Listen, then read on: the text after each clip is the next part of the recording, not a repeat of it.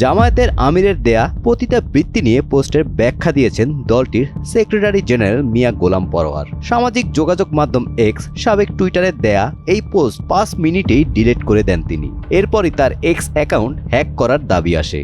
বাংলাদেশ জামাত ইসলামের আমির ডক্টর শফিকুর রহমানের x ID হ্যাকিংয়ের শিকার হওয়ার পর এবার দলটির সেক্রেটারি জেনারেল অধ্যাপক মিয়া গোলাম পরোয়ারের এক্স আইডি হ্যাকিংয়ের শিকার হয়েছে। বিষয়টি নিশ্চিত করেছেন দলটির সহকারী সেক্রেটারি জেনারেল এহসানুল মাহবুব জুবায়ের।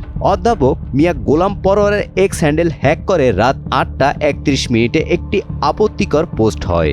পোস্টে লেখা থাকে যে দলের আমির কিংবা জামাত ইসলামী কখনোই কর্মজীবী নারীদের পতিতা হিসাবে বিবেচনা করে না। পতিতাবৃত্তি শব্দটি ব্যবহার করা হয়েছিল সামাজিক যোগাযোগ মাধ্যমে অশ্লীলতা, কর্মক্ষেত্রে হয়রানি এবং এমন পরিস্থিতির প্রেক্ষাপটে যেখানে নারীদের প্রায়ই পণ্য হিসেবে উপস্থাপন করা হয়।